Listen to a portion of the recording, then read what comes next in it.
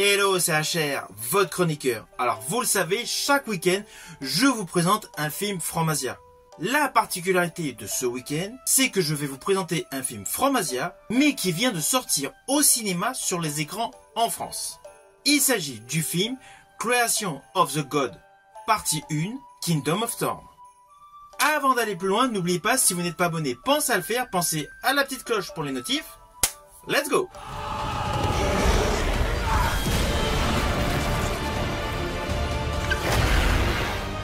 离开朝歌，你是未来的天下公主。看来我唤醒了一头野兽。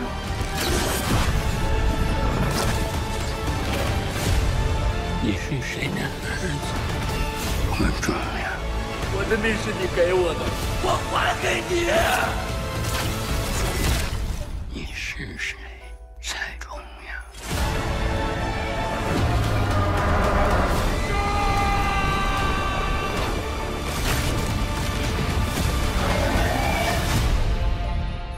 Alors tout d'abord, sachez que ce film Creation of the God, partie 1, Kingdom of Storm, est le premier volet d'une trilogie cinématographique adaptée d'un roman paru au XVIe siècle par l'auteur de la dynastie Ming. Cet auteur n'est autre que Xu Zhonglin. Ceci dit, afin d'agrémenter et surtout de donner une plus-value scénaristique à cette trilogie, l'essence même de l'histoire a été agrémentée d'anciens récits sur le même thème sur les époques Song et Yuan. De ce fait, il y a un complément historique qui est apporté au déroulé de l'histoire de ce film. Alors je vous le dis tout de suite, j'ai aimé ce film. Il est extrêmement spectaculaire.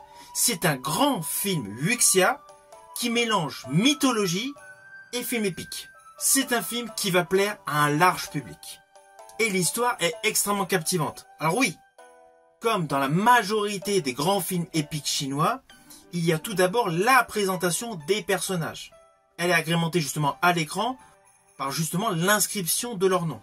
Et tant que nous n'avons pas vu la totalité des protagonistes importants, vous allez avoir le descriptif de chacun d'entre eux. Car naturellement, la distribution est assez dense et de ce fait, l'histoire est assez dense. Mais dans le fond, elle est extrêmement simple à suivre car elle met en exergue des détails visuels de toute beauté. Avant de vous préciser les détails visuels que j'ai particulièrement aimés, voici le pitch de base. Naturellement, je vais vous relater l'histoire de cet opus de manière très résumée. Nous avons le prince Yin Shu qui accède au trône des Shang dans le sang, à la suite d'être tombé sous le charme d'une femme renard. Par ailleurs, le sage taoïste Yang Zia, descendu du mont sacré Kunlun, et Jifa, jeune guerrier élevé par Jisoo, s'allie pour combattre le tyran. Oui, c'est vraiment le pitch de base de manière très synthétique, car au début, nous découvrons bien évidemment des personnages, avec leurs grades et qualités. Il y a un combat entre deux clans. Le combat donc est largement dominé par le fameux Yin Shu. Lui et ses hommes avancent sur le territoire. Ils se retrouvent face à un calèche où il y a une princesse. Il y a une avalanche. Celle-ci, sachant qu'elle allait être récupérée par le camp adverse, a décidé de se suicider. Manque de chance, une goutte de sang de son corps tombe dans la neige, passe dans une cavité souterraine pour atteindre la sépulture d'un démon renard qui va immédiatement incorporer son corps. Et là, de fil en aiguille, donc cette femme va reprendre vie, mais naturellement, c'est la face immergée de l'iceberg, car en fait, c'est le démon renard qui pilote le corps de cette femme. Ce démon va complètement retourner la tête de Yin Shu, qui, quelques heures après sa rencontre avec cette femme, va assister au meurtre de son dirigeant à la suite du banquet de son retour de bataille.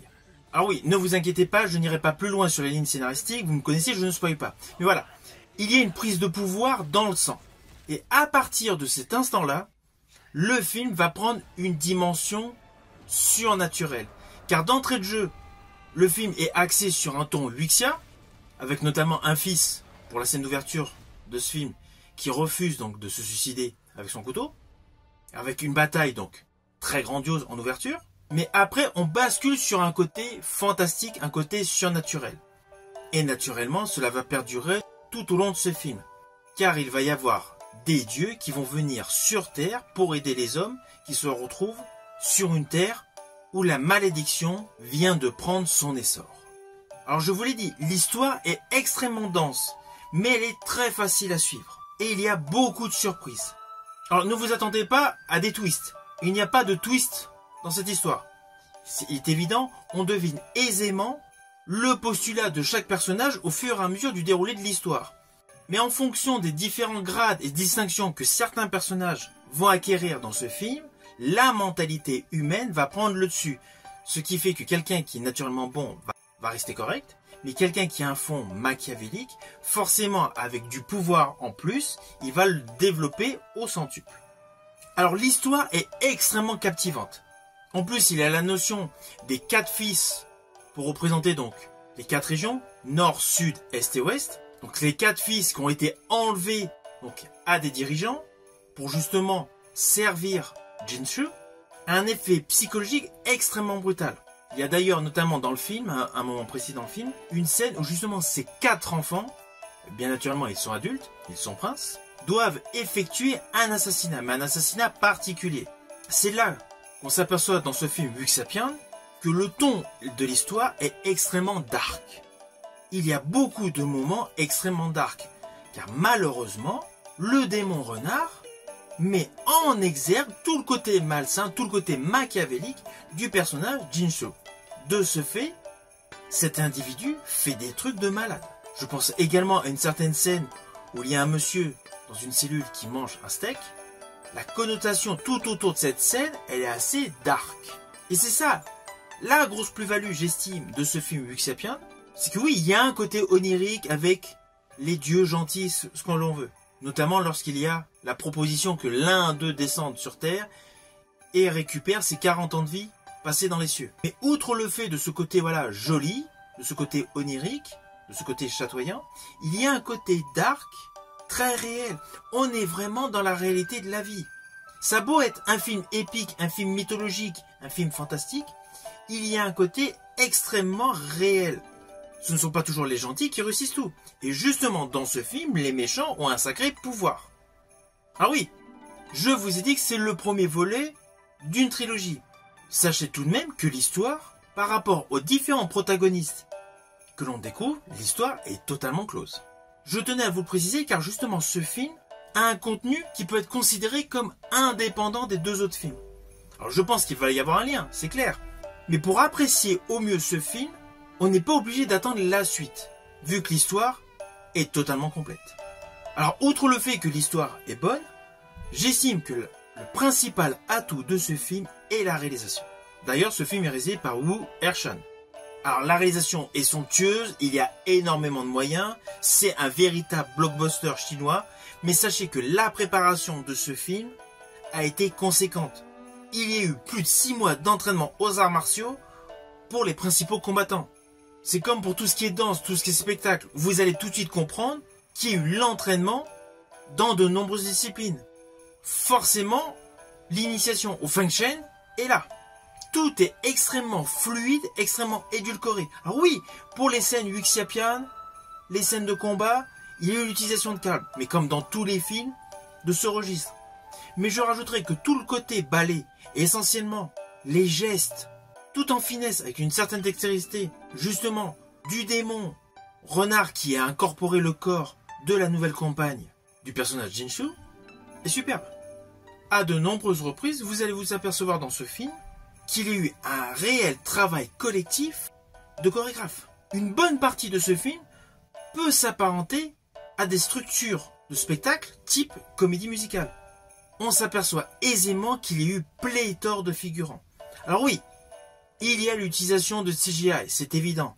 Tout ce qui est VFX, make-up, voilà, il y a beaucoup de trucage. Mais la majorité des décors ont été reconstruits. D'ailleurs, je vous invite à découvrir Creation of the God, Behind the Scene. Vous allez découvrir plusieurs techniques de combat qui ont été chorégraphiées, mais essentiellement, vous allez découvrir toute la phase de construction des décors, même s'il y a l'utilisation de fond vert ou de fond bleu, il n'y a n'y a pas de souci. Mais il y a eu principalement des créations de décors pour apporter une dimension beaucoup plus réelle au déroulé de l'histoire. Par ailleurs, vous allez vous apercevoir également en regardant ce reportage, qui dure à peu près 9 minutes, que l'utilisation des décors naturels chinois ont rajouté une plus-value supplémentaire à ce film. Alors tout ce mélange de décors numériques, décors réels, de paysages somptueux, a un côté très chatoyant et un côté très kitsch. Ce film, selon moi, marque essentiellement l'évolution du cinéma chinois dans ce domaine. Car sur le côté apparition de trolls, de dragons, ou tout simplement d'effets chimériques, il y avait jadis histoire de fantômes chinois.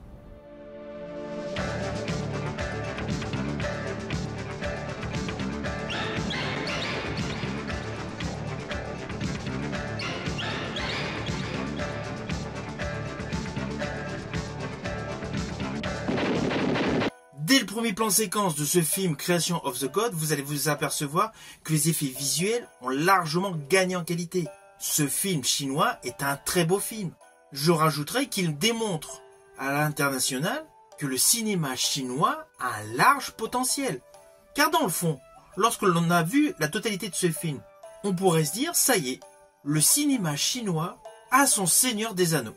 Car entre le mélange d'histoires sérieuses, de mythologie et de combat, on est vraiment dans le même style, dans le même registre que le Seigneur des Anneaux. Alors oui, avec un côté radicalement différent sur le plan culturel, mais on est vraiment dans le même style en termes de moyens, en termes de réalisme, en termes d'épique.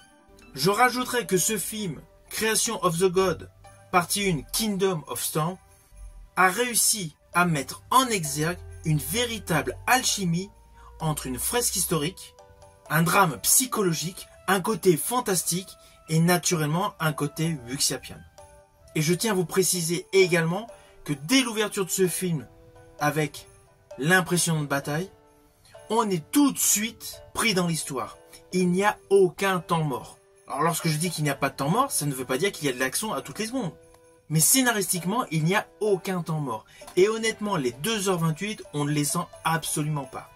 Lorsque l'on démarre le visionnage de ce film, c'est comme si on allait dans un manège, mais avec une grosse différence, c'est qu'après les différentes sensations et adrénaline que vous pouvez ressentir, vous allez garder un excellent souvenir. Alors attention à ce que je vais dire, cela peut s'apparenter à un spoil, mais c'est par rapport à un détail visuel. Il y a un moment dans ce film où il y a un vieil homme qui se retrouve donc dans une cellule. Et là, un jeune homme, un prince, arrive devant lui et ils ont une conversation. La conversation est assez courte, assez fugace. Il parle notamment d'un certain Anojad et l'éclairage est plutôt tamisé. Mais le jeu des deux acteurs dans cette séquence est plus du registre intimiste. Et c'est là qu'on s'aperçoit aisément que les acteurs de ce film sont des acteurs de talent. Les lignes scénaristiques sont assez simples. Tout est dans l'expression des regards des deux protagonistes. On a réellement l'impression que l'émotion est à son paroxysme. Vous voyez, ce n'était pas du tout un spoil de folie, mais c'est une séquence que j'ai particulièrement aimée car elle démontre une qualité intense de ces deux protagonistes.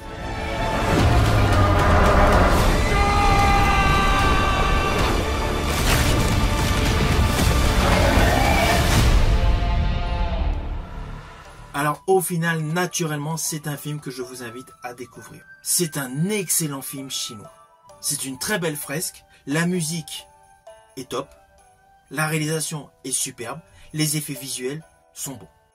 Moi qui suis amateur de films chinois, je classe ce film dans les meilleurs. Je vous invite donc à le découvrir au cinéma. Si vous avez aimé ma vidéo, n'oubliez pas, petit pouce vers le haut, pensez au partage. Quant à moi, je vous dis à bientôt pour une prochaine vidéo.